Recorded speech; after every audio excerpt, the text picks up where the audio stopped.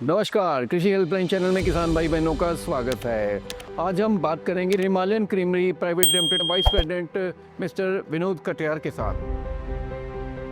Farm में feeding, breeding और management तीन इंपॉर्टेंट चीज़ें होती हैं। मैं ब्रीडिंग से हूँ। फार्म में ब्रीडिंग सबसे इम्पॉर्टेंट चीज़ है। जब बच्चा पैदा होता है उसके बाद अगर उसकी जो न्यूट्रिशन रिक्वायरमेंट है उसके हिसाब से अगर आप उसकी फीडिंग करते जाते हैं तो आपको कोई प्रॉब्लम नहीं होगी। अगर वहाँ किसी तरह का कोई गैप आया तो बाद में फिर आके एक तो फर्स्ट लैक्टेशन वाली जो हीवर होती हैं वहाँ पे होता है। वहाँ ज़्यादातर जो हमारे ट्रेडिशनल मेथड से उसके हिसाब से ऑलमोस्ट सारे डेयरी फार्म ठीक ठाक परफॉर्म कर लेते हैं, वहाँ पे दिक्कत नहीं हो रही है।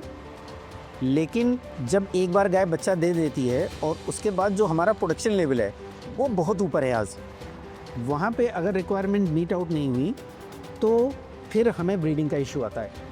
उसके लिए सिंपल चीज़ है कि अमीनो एसिड बैलेंसिंग, और वो शुरू होती है ट्रांजिशन ग्रुप से। हमें ट्रांजिशन ग्रुप से प्रॉपर साइंटिफिक फीडिंग लेके चलनी पड़ेगी। डीकेट बैलेंसिंग आजकल एक कॉमन चीज़ हो गई है जो लगभग सबको ही पता है। आप क्या करिए, जब भी ट्रांजिशन ग्रुप में अपनी गाय लेके जाते हैं तो वहाँ एक हफ्ते के बाद या 5 दिन के बाद उसका पीएच ले लीजिए, यूरिन पीएच। अगर 6.5 तक आपका आता है तो फिर ठीक है, और अगर उससे ऊपर है तो फिर आपको कुछ करने की ज़रूरत है, जो एक अच्छे न्यूट्रिशनिस्ट से मिलके आप उसके लिए प्लान कर सकते हैं और आपकी प्रॉब्लम वहाँ से सॉल्व हो जाएगी। ब्रीडिंग का जो इशू है वो ट्रांजिशन से ही शुरू होता है। अगर ट्रांजिशन आपने ठीक से मैनेज कर लिया तो आपको आरओपी के केसेस नहीं आएंगे। जो गाय का बच्चा देने के बाद जो प्लेसेंटा रुक जाता है वो अगर नहीं रुकेगा।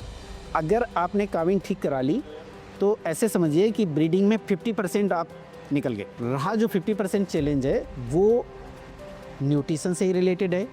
आपको बैलेंस फीडिंग ही लेनी पड़ेगी। मैं आपको सिम्टम्स बताता हूँ कि अगर आपने बैलेंस फीडिंग ली है तो उसके गाय कैसे शो करेगी। बच्चा देने के 30 डेज़ के बाद गाय को एक हीट साइन शो करना चाहिए। अगर आपकी गाय 30 डेज़ में एक हीट साइन शो कर रही है, इसका मतलब ये है कि आपकी जो डाइट है वो बैलेंस जा रही है।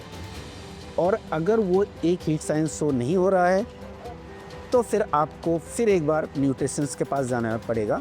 और एक चीज़ आपको ध्यान रखनी है, जब भी आप न्यूट्रिशनिस्ट के पास जाएंगे तो ऐसी कंपनी के साथ जुड़िए जिनके pass on spot testing facility हो, ताकि जब आपकी फीडिंग बने तो आपके फार्म के डाटा, आपके फार्म की जो फीडिंग सिस्टम है उसके जो पैरामीटर हैं उसके हिसाब से आपकी फीडिंग बनाई जाए। तो इतने हेल्दी पशु हैं आपके यहाँ, तो किस तरीके से आप न्यूट्रिशन को मैनेज कर रहे हो, ये हमें बताइए प्लीज़। अगर डेयरी फार्म में देखें आप तो घूम फिर के जो सारी चीज़ें हैं आती हैं अमीनो एसिड बैलेंसिंग में। हम क्या करते हैं, अदीसियो का एक प्रोडक्ट है स्मार्टामिन। ये अदीसियो कंपनी ने लास्ट ईयर इसको इंट्रोड्यूस किया था। हमने एक ट्रायल लगाया, ट्रायल में हमें थोड़ा ठीक ठाक रिजल्ट्स मिले थे। उसके बाद इस साल हमने फिर ट्रायल किया उनका, तो ट्रायल में बहुत अच्छे चौंकाने वाले रिजल्ट रहे इनके, क्योंकि लाइसिन और मेथोनिन उसके बैलेंसिंग के लिए तो एक न्यूट्रिशनिस्ट ही ठीक से कर सकता है। हम क्या करते हैं, न्यूट्रिशनिस्ट की सपोर्ट लेते हैं और हमने ये स्मार्टामिन प्रोडक्ट यूज़ किया। इसके में जो 2-3 हमें जो फ़ायदे मिले वो मैं बताता हूँ आपको। इसमें क्या हो रहा है, आप सिंपली आप ये देखिए कि अपने फार्म पे जितनी आप ब्रीडिंग करते हैं उसमें जो फर्स्ट लैक्टेशन की गाय हैं उनको निकाल दीजिए। सेकेंड लैक्टेशन की जो गाय हैं उनको देखिए, वहाँ पे आपका कंजप्शन रेट थोड़ा नीचे रहता है। हमने जब स्मार्टामिन यूज़ किया तो हमारे पास, जब से हमने 2018 से शुरू किया, 2016 में फार्म खोला था, हमारा पहला जो ब्रीडिंग है 2017 के बाद आया था, 2018 से तब से डाटा है हमारे पास। हमें जो सेकेंड लैक्टेशन ऑनवर्ड्स जो गाय थी उसमें लास्ट ईयर 2.23 का जंप मिला था और इस बार 2.45 का जंप मिला। इसका मतलब ये प्रोडक्ट ब्रीडिंग में हेल्प कर रहा है। एक और जो इसमें हमें फ़ायदा मिला, इसमें फैट 1.1 का बढ़ा है, एसएनएफ 2 पॉइंट ऊपर गया। हमारा अभी एसएनएफ 8.8 और 8.9 आ रहा है, जो शायद बहुत थोड़े फार्म होंगे जिनका आता है। सबकी प्रैक्टिस अलग अलग होती हैं, जैसे मैंने बोला सबके रॉ मटेरियल अलग अलग होते हैं। तो हमारे फार्म की जो प्रैक्टिस है उसमें जो हमारे रॉ मटेरियल हैं हम ऑन स्पॉट टेस्टिंग कराते हैं, साइलेज की प्लस अपने रॉ मटेरियल की, और उसके बाद ही हम फीडिंग बनवाते हैं। तो थोड़ा हमने कॉस्ट भी बचाई है और प्रोडक्शन एज यूजुअल हमारा ठीक है। स्मार्टामिन के हमें 2 ही पैरामीटर हमें ऑब्जर्व करने को मिले।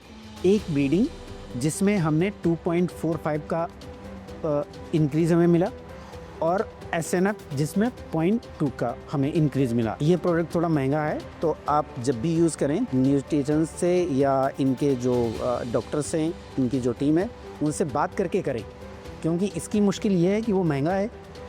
अगर आपने तरीका सही नहीं अपनाया तो हो सकता है आपको रिजल्ट ना आए और आपको नुकसान उठाना पड़े। अपने सवाल ज़रूर पूछिए। जब तक आप संतुष्ट नहीं हो जाते हैं तब तक फीडिंग में किसी तरह का कोई चेंज करना किसी भी दशा में ठीक नहीं होता है। जैसे इतने बड़े फार्म को आप मैनेज कर रहे हो, क्या किसान भाइयों को आप टिप्स देना चाहेंगे कि उनके फार्म की प्रोडक्टिविटी बढ़े और कहाँ पर वो गलतियाँ कर रहे हैं कि वो गलतियाँ ना कर पाएँ? हमें देखना ये होता है कि अगर हम किसी भी एक जगह जहाँ पे हमारा वीक पॉइंट है या जहाँ पे हमें परफॉर्मेंस अच्छी नहीं आ रही है, तो हम लोगों से बात करें, हम वो पॉइंट देखें। अगर हम अपने फार्म की 2-3 चीज़ें आपको बताएं, तो एक सबसे जो पहला हमारा स्टेप है वो है जब काबिंग होती है, नए बच्चे आते हैं, वहाँ पे डायरिया मैनेजमेंट।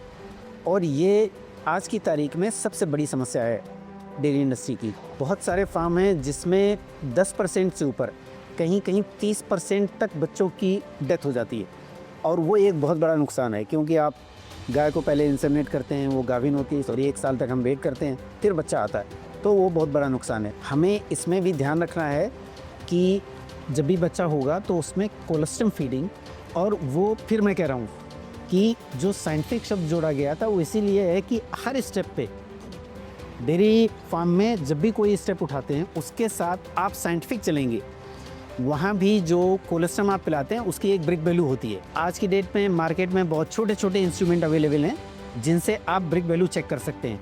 हमें ऐसा लगता है कि हमने कोलेस्ट्रम बच्चे को पिला दिया, अगर उसकी ब्रिक वैल्यू अच्छी नहीं है तो वो आपको रिजल्ट नहीं आएगा। काविंग के टाइम पे आपको ये ध्यान रखना है। ट्रांजिशन में आपको, जैसे हमने पहले भी बताया, कि आपको अपने गाय का यूरिन पीएच 6.5 और 6 के आसपास रखना है।